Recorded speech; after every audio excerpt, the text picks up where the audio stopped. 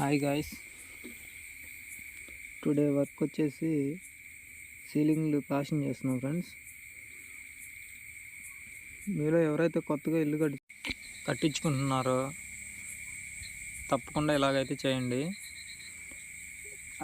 Iron అయితే కంపల్సరీగా sipping అనేది కొట్టించుకోండి. ఫ్యూచర్లో షాప్ అనేది ఊడకుండా ఉంటుంది, పెచ్చులు.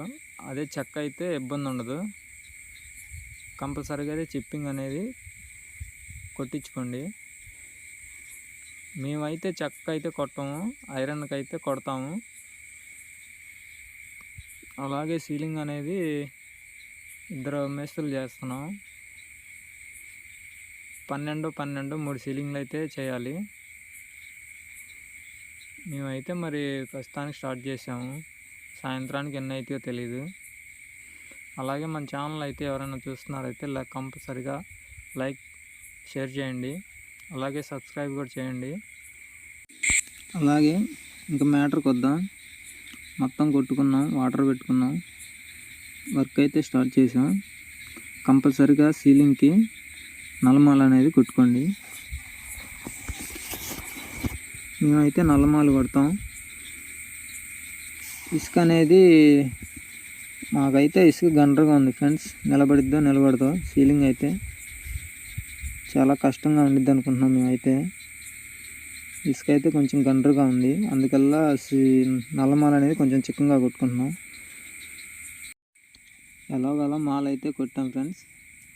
బాగా మందంగా కొట్టాము, ఎందుకంటే గండ్రు ఇసుక అయ్యేసరికి ఊడుతుంది, సరిగ్గా అతుక్కోవట్లేదు.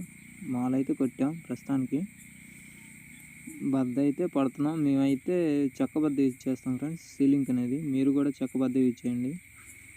చెక్క బద్ద అయితే కొంచెం తరుగులు అనేవి రాకుండా కొంచెం ఫినిషింగ్ బాగా వచ్చింది.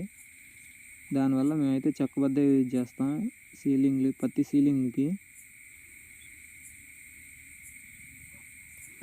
చెక్క బద్ద అయితే చాలా తేలిగ్గా ఉంటుంది, చెక్కబడ్డానికి కూడా చాలా సింపుల్గా అయిపోద్ది, సీలింగ్ కూడా తొందరగా అయిపోద్ది. ఒకటైతే గుర్తుపెట్టుకోండి ఫ్రెండ్స్, ఎప్పుడైనా మనం సీలింగ్ చేసేటప్పుడు 4 మూలల బద్దలు సమానంగా కలుపుకోవాలి. ఎందుకంటే కార్నర్ అనేది నీట్గా కనిపించిద్ది కింద నుంచి చూసేటప్పుడు. అందుకని ఎప్పుడైనా సీలింగ్ చేసేటప్పుడు 4 మూలలు బద్దలు కలుపుకొని ఆ తర్వాత అయితే పాయలు వేసుకొని బద్దలు అయితే పట్టుకోండి. అలాగే తప్పనిసరిగా చెక్క బద్ద అయితే యూజ్ చేయండి, మీకైతే చాలా తేలికగా ఉంటుంది. చూడండి ఎంత ఫినిషింగ్ వస్తుందో చెక్క బద్ద అయ్యేసరికి. గండ్రుస్కి అయ్యేసరికి మాకు కొంచెం తేడా పడింది. ఎలాగలా సీలింగ్ అయితే కంప్లీట్ చేసాం. నీట్గా సాంజీ కొట్టాం, చివరి కొడుతున్నాం. మామూలుగా పాల్ సీలింగ్ అయితే సాంజీ అవసరం లేదు, చాలా వరకు సీలింగ్ కూడా చేయించుకోరు కొంతమంది.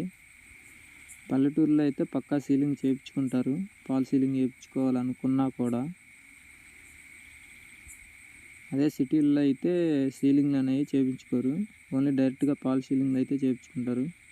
అలాగే మన ఛానల్ చూసే వాళ్ళు ఎవరైనా ప్లీజ్ సబ్స్క్రైబ్ చేయండి, అలాగే షేర్ చేయండి, అలాగే పోత ఒక లైక్ వేసుకొని పోండి.